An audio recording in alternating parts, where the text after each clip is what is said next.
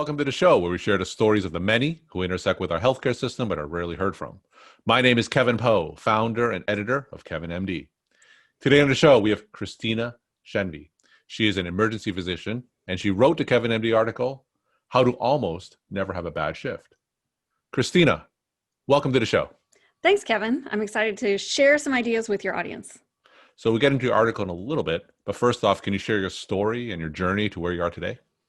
Yeah, I have one of the more circuitous journeys where I really couldn't figure out what I wanted to do with my life, which I think almost always land to in emergency medicine because ER docs like to do everything. But I actually grew up abroad, then, went to college in the US, did a PhD, then came to medicine, then came to EM. And now the thing that I love doing most is working with residents and students. One of my roles currently at UNC is as director of the Office of Academic Excellence, where we help our 800 some students be successful academically. Mm-hmm. And so that involves coaching academically, coaching about time management, coaching about a growth mindset, helping students through anxiety, a lot of different things. And so that's what I've been spending a lot of my time on, in addition to, working my day job in the ER. Fantastic. And today's medical students and residents, what would you say are some of the biggest challenges that they're facing today?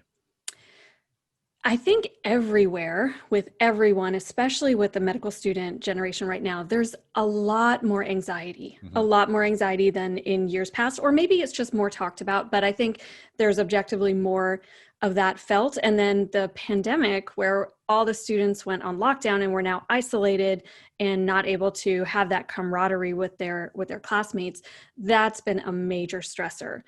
So I think there's a lot more anxiety that people are dealing with. Things just keep getting more and more competitive. Mm-hmm. A step one score that might have gotten you into a good residency 20 years ago is not what it's going to take now. So there's a lot more competitiveness. And then there's also just so much more information out there. If you wanted to learn medicine, 10, 15 years ago when I was in med school, you picked up Harrison's or you picked up some other textbook.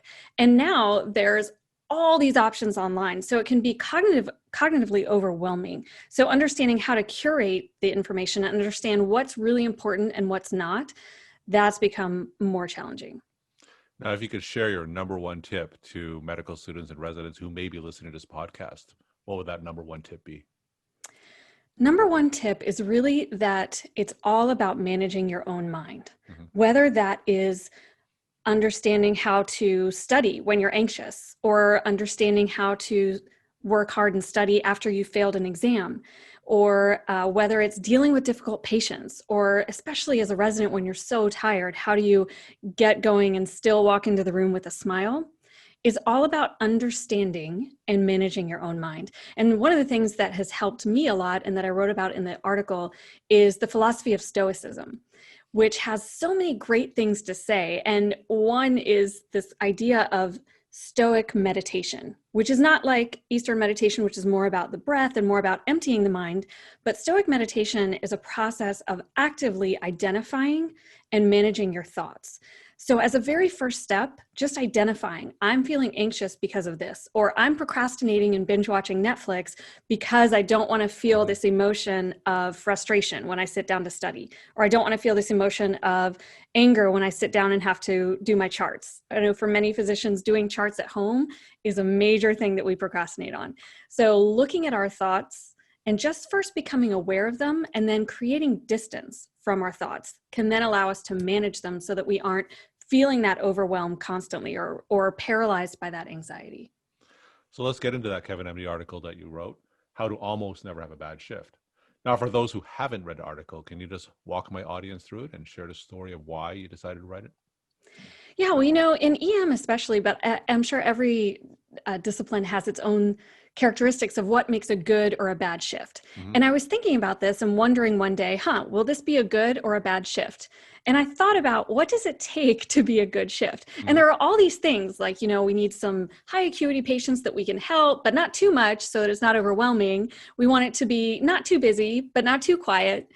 And I realized that a lot of times we determine whether something was a good or a bad shift. It's determined by all these external circumstances, things that are outside my control. And I kind of brought the Stoic philosophy to light on this and said, well, what would the Stoics have to say about this? And one of my favorite Stoic quotes is from Epictetus. And he said that some things are within our control, some things are not. It's only after you have faced up to this fundamental rule and learned to distinguish between what you can and can't control that inner tranquility and outer effectiveness become possible. And I kind of reflected on that. And I thought, that inner tranquility and outer effectiveness, gosh, that is exactly what we need on a busy shift or in a busy clinic day or in an OR or wherever you are as a physician or resident. And so I started thinking and reflecting on that concept of what's inside and outside our control. And we paradoxically conflate the two. We take things that are outside our control, like whether I can get an imaging study done or whether I can get a patient back to their nursing facility, and we try to make them inside our control, but we can't. And so we get frustrated because we're continually banging our head against reality and saying, it shouldn't be this way. And yet it is that way. And that cognitive dissonance just is our spinning our wheels. We're not having inner tranquility. We're not having outer effectiveness. So we need to understand those things are outside my control and I need to let them go.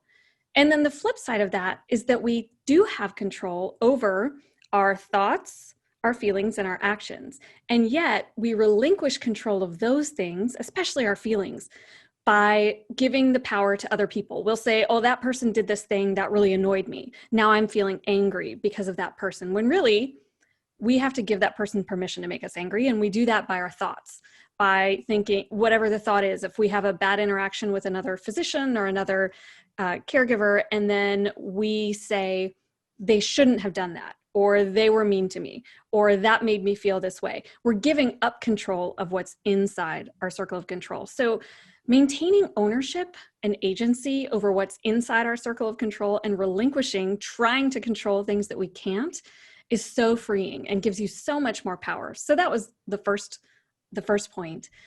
And then I'm actually doing an MBA right now, and I was taking an operations class, and we talk about quality control. So if you're, creating a product, you want the product to always be the same size or same weight or same quality specifications. And I was thinking, well, what would that mean for me if my product is a shift? And I want to have a good shift most of the time, right? Some are going to be terrible, and again, that's outside your control in some ways. But how could I, if I have some mean and standard deviation of good or bad shifts, how can I raise the whole mean? And you really have to do that by making the choice to say, I'm going to make this a good shift. It's going to be a good shift, irrespective of whether people are nice to me, irrespective of whether I can get things done the way that I want to. And I'm going to choose to go into it with that mindset. And the third point is that to do that, you have to change your own mind, because shifts are difficult. They're 8, 12, sometimes 24 hours of a continuous stream of small or big difficulties or frustrations or setbacks. And the Stoics have a lot of really provocative things to say about suffering.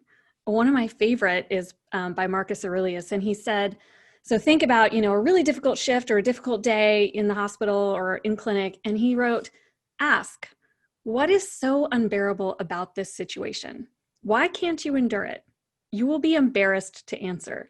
And that really struck home with me, because I thought about what really is so unbearable. What can I not endure about this frustration that I'm approaching? And yes, I would be embarrassed to answer. So we all, we definitely want to work to improve things. It's no surprise to any physician listening that our American healthcare system is imperfect, or any healthcare system around the world is not perfect. So we want to work to change the situation. But as Viktor Frankl, who is a Holocaust survivor and psychologist, he wrote, when we are no longer able to change a situation, we are challenged to change ourselves. So I can't at 2 a.m. change the American healthcare system. I really can't ever, but I can't, especially at 2 a.m. when I'm on shift. So the only thing I can do is to change myself and change my own mind and really work to accept things that I can't control and fully control the things that I can, my own thoughts, feelings, and actions. So I think that all sounds wonderful. And I guess my question is, where can a physician start when we want to incorporate some of these Stoic philosophies into a shift, into our practice, into our everyday life? What would you say is the first thing that we should do in order to get started? There's a lot of great resources out there. One of my favorite entry-level books is by Donald Robertson, called How to Think Like a Roman Emperor. And it's actually really a biography of Marcus Aurelius's life and philosophy and how he applied it in his struggles or how Aurelius applied it. So that would be a great entry-level book. I blog, my website is timeforyourlife.org, and I put out different concepts drawing from Stoic and other philosophies and other educational psychology literature and things like that. So I write about this topic, but if you were to pick up one book, I would say the How to Think Like a Roman Emperor is a great one. And in terms of actionable tips, if we want to incorporate some of these philosophies into our life, before picking out a book, what would you say is your, top actionable tips? Top actionable tips is to start writing down your thoughts. Okay. Start when you're feeling yourself, your wheels spinning, you're feeling yourself getting angry, anxious, or just frustrated, and you can't figure out why. It's almost like there's kind of a cloud or a swarm. There's like a miasma of negative thoughts. And it's hard you can't manage a miasma, right? You can only manage one discrete thing. So trying to drill down to, okay, this is what I'm feeling. What is the thought that is creating that feeling? Because it's always a thought in our minds that's creating the feeling, whether it's frustration, betrayal, anxiety, worry, etc., or just fatigue. What is the thought that's causing that feeling? And so drilling down and really being honest with yourself to say, this feeling is being created by a thought in my mind. Let me find that thought. And then the action is to say, how do I want to feel in this moment? Maybe I want to feel optimistic or engaged or determined or confident. And what is the thought that I will have to use? You can use this thought like a tool, like, okay, I need to put a nail in the wall. I need a hammer. Okay, if I want to feel this feeling, what is the thought that I need to make that feeling happen? And then actively and intentionally choose your thoughts. So you talk a lot about Stoicism, but for those who aren't familiar with that, can you just give us a short background on what Stoicism is? And you talked about some of the major tenets, but if you could just summarize, what are some of the major philosophical pillars of Stoicism? Yeah, Stoicism dates back a little over 2,000 years and is attributed first to Zeno. And Stoicism now with a lowercase s has come to kind of mean like, oh, you just suck it up and stiff upper lip. But that's really not what the philosophy itself is. Capital S Stoicism. The word comes from the term painted porch because they used to stand and philosophize and discuss these matters on the painted porch. And some of the biggest players, in addition to Zeno, are people like Seneca, Epictetus, Marcus Aurelius. Those are kind of the most well-known. And the central tenet is that you want to pursue, in Greek, what's called eudaimonia, which means perfect human flourishing. That means living in alignment with nature, so not trying to bang your head against reality, living in alignment with nature and pursuing virtue. So the highest virtues are things like wisdom, justice, courage, and temperance. Those are kind of the four cardinal Stoic virtues. And the way that you do that is by saying things are either good, they promote virtue, or bad, they detract from virtue, or indifferent. And they had kind of, and this is where we get our lowercase s Stoic view, is one of their goals was to view life, most of life, either things that are not good or not bad, either promoting or detracting from virtue. Everything else they approached with what's called a Stoic indifference or a studied indifference. So if I can't get someone exactly what they need on my timeline when I want to get it at 2 a.m., that isn't really a virtue-related issue. I'm going to work hard to do my best, but otherwise I'm going to approach that with a studied indifference. If somebody says something to me that I perceive is mean or that I don't like their tone, that's not promoting or detracting from my pursuit of virtue. I can approach that with a studied indifference. And that's a very powerful way because often we amplify our own grief and our own suffering by layering on additional things that we make it mean. If this person speaks to me in a tone that I don't like, it's not just that, oh, they made air molecules vibrate and it impinged on my eardrum. That's really all that happened in the physical world. But we make it mean they think I'm a bad doctor. Maybe I am a bad doctor.